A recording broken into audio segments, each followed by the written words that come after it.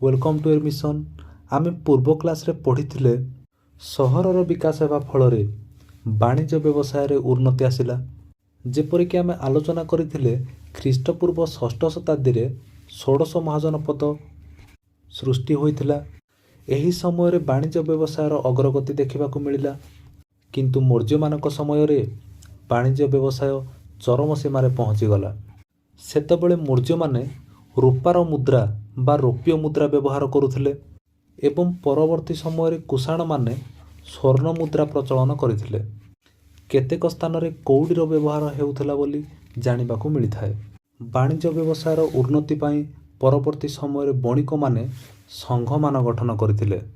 अनेक साहित्यिक उपादान रु जानिबाकू मिलिथाए सेही समय रे नाविक माने सुदूर देश मानक सहित वाणिज्य व्यवसाय संपर्क स्थापन करिथिले। सेही समय रे राजा माने बाहर देश सहित वाणिज्य व्यवसाय को अधिक गुरुत्व देउथिले।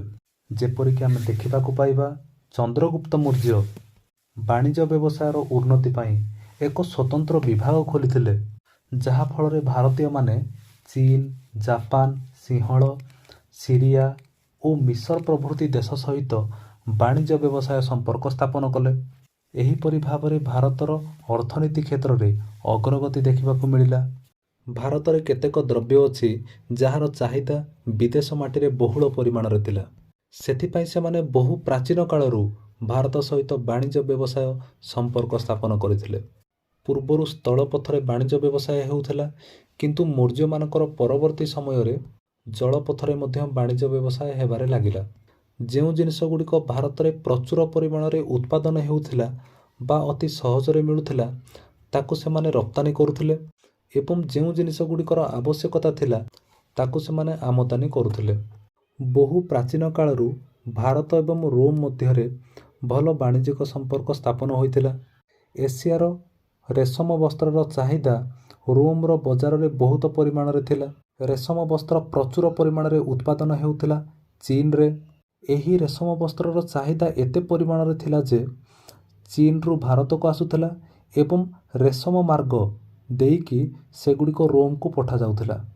किंतु रोम रो शासक अगस्ट सीजर को समय रे बणिक माने एही मार्ग को आउ व्यवहार कले नाही, कारण सेही समय रे पाथियान माने सेही रास्ता देई हेउथिबा व्यवसाय उपरे अधिक मन इच्छा कर लगाइले, जहा फल रे जलपथ माध्यम रे चीन रो रेशम वस्त्र रोम साम्राज्य रे प्रवेश कला। सेथिपई आमे कहि परिबा एही रेशम पथ देई भारत, चीन और रोम मध्य रे एक संजोग सेतु स्थापन होइथिला। बौद्ध धर्मर साहित्य एवं कौटिल्यंकर अर्थशास्त्र रु जानिबाकू मिलिथाए भारतीय माने दक्षिण पूर्व एशियार राष्ट्र मानक सहित वाणिज्य व्यवसाय संपर्क स्थापन करिथिले। जेपरिकी जाभा, सुमात्रा, मालव एथिरे अंतर्भुक्त थिला। एही सबु जागा गुडी को बौद्ध धर्म ग्रंथ रे सुवर्ण द्वीप बा सुवर्ण भूमि कुहा जाई थाए। अशोकंक समय रे बौद्ध धर्मर प्रसार पाई एही स्थान गुडी को प्रयास आरंभ कले, जहा फल रे तांकर परवर्ती समय रे भारत एवं एही देश गुडिक सहित वाणिज्यिक संपर्क अधिक वृद्धि पाइबारे लागिला। भारत रे मुख्यतः दुई प्रकार रो बहिर्वाणिज्य हेउथिला। प्रथमटा हेउची प्रांतिक एवं द्वितीयटा हेउची सामयिक।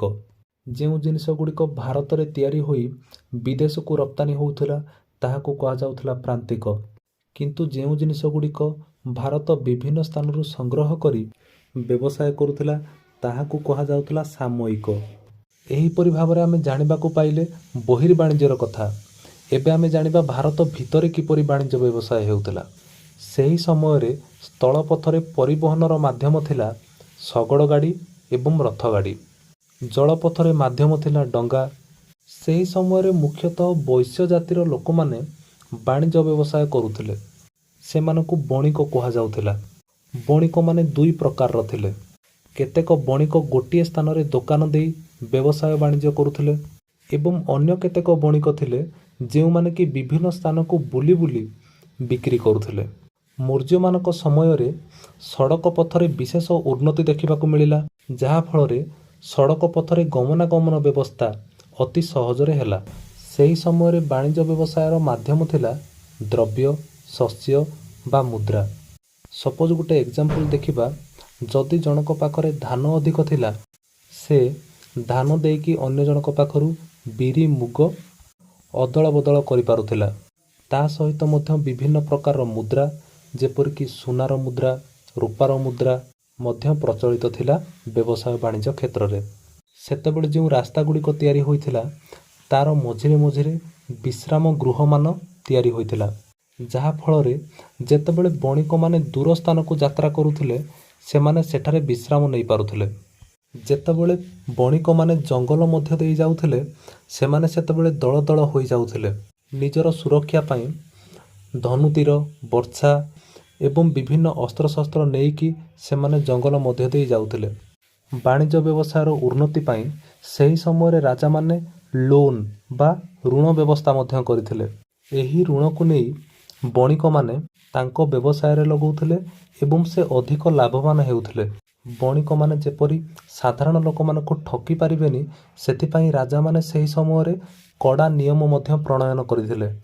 ଦରଦାମର ଠିକ୍ ରୂପେ ନିର୍ଦ୍ଧାରଣ କରିବା ପାଇଁ ସେହି ସମୟରେ ରାଜାମାନେ ମାପ ଏବଂ ଓଜନ ବ୍ୟବସ୍ଥାକୁ ଅଧିକ ଗୁରୁତ୍ୱ ଦେବାରେ ଲାଗିଲେ।